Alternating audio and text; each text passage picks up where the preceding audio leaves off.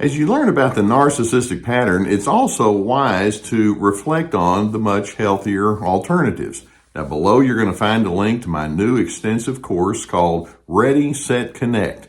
It addresses both the mindset and the skills involved in gratifying relationships, and I hope you'll find it to be quite therapeutic.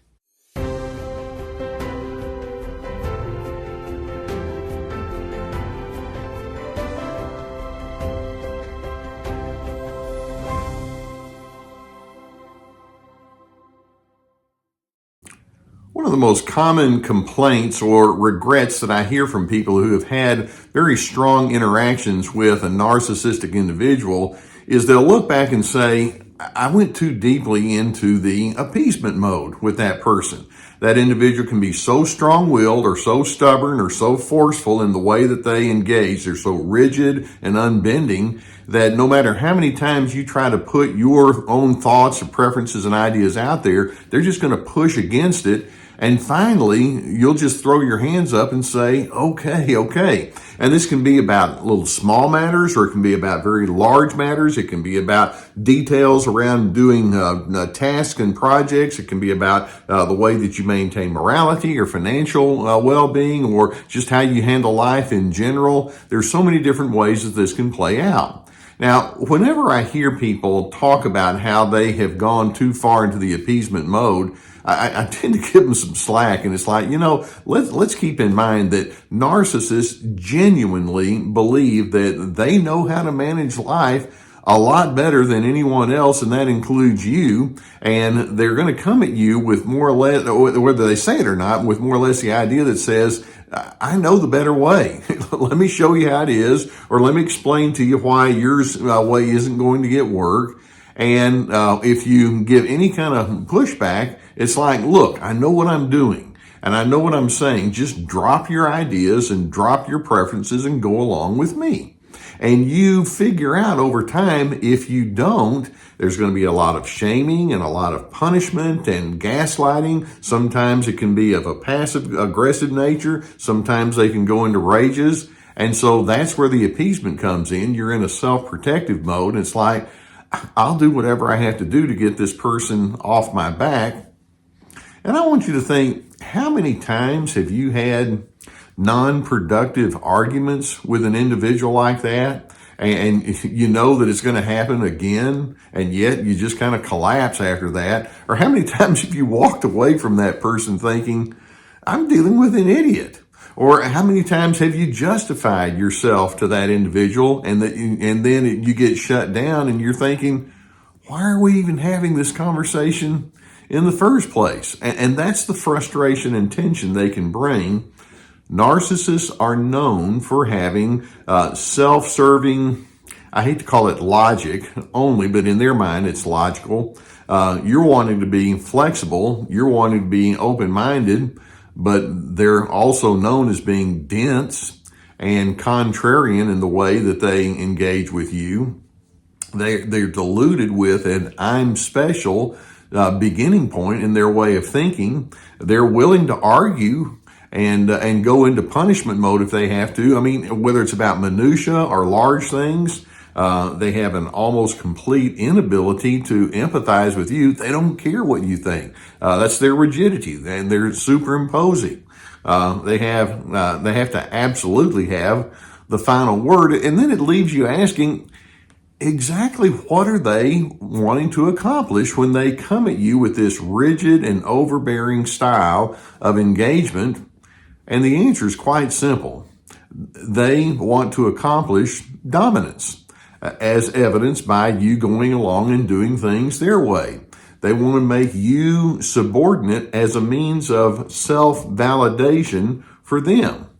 In their minds, they honestly think the best way for me to prove that I'm a successful person is to show you how inept you are. They build themselves up at your expense. You see, in your mind, you're little more than narcissistic supply, which means that you're there to prop up their false self. And over time, they'll just wear you down to the point where you, in fact, can go into that appeasement thinking, okay, just get off my back. Now, let's acknowledge that at some level it's not entirely wrong or inappropriate for you to say, I'm just going to learn to pick and choose my battles carefully. And sometimes if they're making a big deal out of something and you decide not to, and you just kind of go along just for peace sake, that's not always a wrong thing to do. So let's acknowledge that.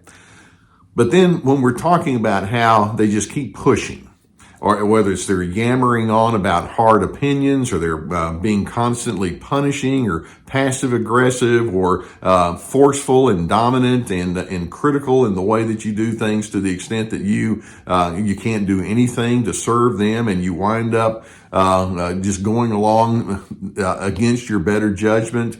At some point, this is not right. And we need to zero in on, what's going on inside of you. Now, I want you to pick up on certain signs from the inside out that implies that, in fact, you have gone too far into that appeasement mode. For example, I'm wondering if you can think, whenever there's a conversation that you're going to have with that person, immediately you have a feeling of resistance to that individual, because you know that you're just going to have to defend yourself, and it's not going to go well. And then how many times, as another indicator that says you've gone too far in your appeasement, do you think, I don't even want to be around this person? You may feel like you're required to because of family obligations or work obligations, or even in a social setting. But the more you're thinking, this is not someone I want to be with, that's an indicator that says you've probably gone too far in compromising to that person. Or you just have a simmering resentment or a constant annoyance when you're in that person's presence. That implies something rotten has been festering on the inside of you.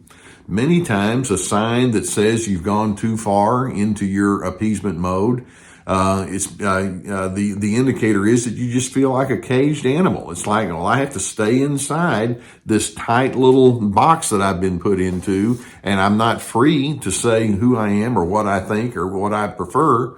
That's an indicator that says the appeasement has gone too far. Or perhaps another indicator that you've gone too far in your appeasement, and that is you alter your routines knowing that it's not going to be good for you, but you alter your routines anyway because it's just not worth it when I'm around this person.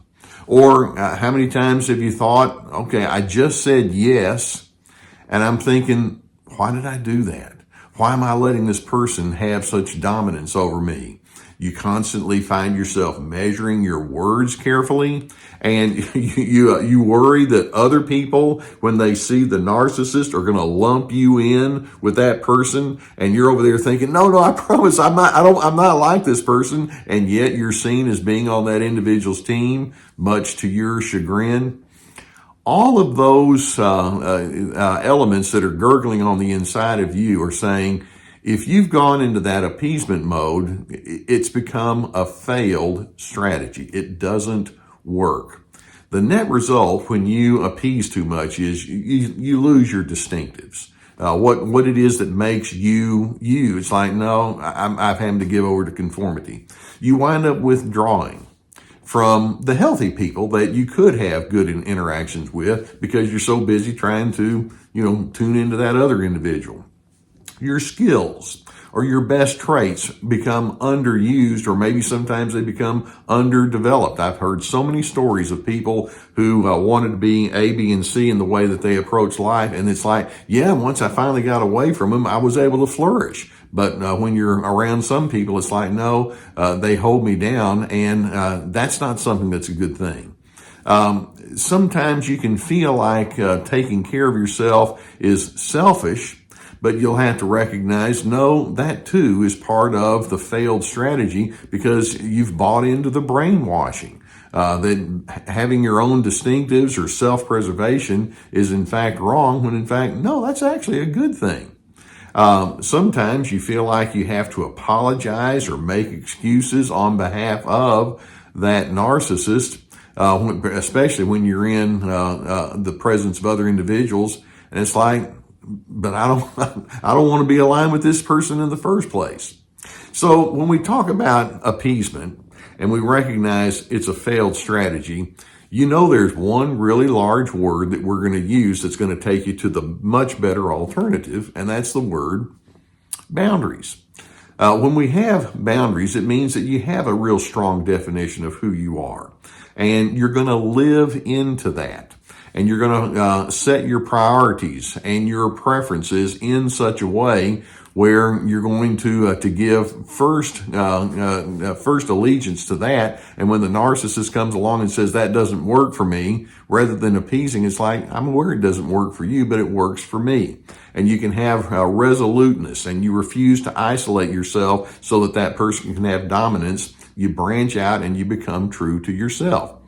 Appeasement, like I say, in small episodes here and there, it's called picking and choosing your battles carefully. But appeasement means that you go along with the narcissist notion that says being you is not good. And speaking personally, and I hope I'm speaking on behalf of you too, I don't like thinking that way. That's not appropriate, and I'm not going to buy into that. I want to have a sense of self-respect. So when the narcissist in their rigidity comes along and says, this is the way things have to be, I'm hoping there can be times when you'll say, I know that makes sense to you, but it doesn't make sense to me. And you don't necessarily have to say it out loud, but that can be the mindset that guides you. And then basically, it also leads you to thinking, and if you and I think that differently, and if we have priorities such that my willingness and my cooperation is still never going to be enough, then what that means is we need to come to terms with the fact of, this is not a good relationship anyway. Why am I in a relationship and working this hard, knowing that I'm with somebody who chooses not to reciprocate? And so it's fair for you to make that kind of determination. I want you to be a healthy and a cooperative person, reliable, responsible, but that doesn't mean appeasing to the extent that you have all of this gurgling on the inside of you. And if the narcissist says, I don't like that one bit, your response can be, I'm aware of that. And you keep being yourself anyway. And I hope that videos such as this can give you some good things to think about. And I know that many of you are really grinding to try to figure out what your better alternatives are, which is why I'm so pleased that you allow me to be on your journey. If you've not already hit that subscribe button, I would encourage you to do so. Hit the subscribe button, the notification bell that goes with it, and we'll keep more coming towards you. This is very much a learning kind of channel. And like I say, thanks for letting me be a part of that learning process. Many of you have thought, I could use some therapy. And we have a sponsor. I'm very pleased to be associated with them. Their link is below that can take you to online therapy. It's with the BetterHelp group. And if it's a need that you have, and particularly as you have all this simmering emotion on the inside, it could be a very good thing for you to do to get some objective input and insight so that you can get some help through there. And so if that would be the case, go to that link. Also, you know that we have my courses, and these are therapeutic efforts or ventures. I have 3 courses now. One is about setting boundaries. This is me, and knowing the ins and outs of that. The other is about maintaining healthy relationships, ready, set, connect, and knowing how to connect in a good kind of way and staying away from the game playing. And then the other is called Free to Be, about finding yourself despite the controllers. And if you would find those to be helpful, there's information that will tell you that. A lot of work that goes into that, and it's meant to be something that you would do over a period of time. In addition, we have my books and other resources. Do you want to get along with people? That's great. Do you appease people to the extent that you lose yourself? No, we can do better than that. You need to do better than that. I'm hoping that as you have your sense of personal definition and you let it be known, I'm going to be true to who I am, then ultimately it can lead you to a place to where there's more of a sense of steadiness that you bring to the equation, because ultimately that allows you to become and remain a person of peace.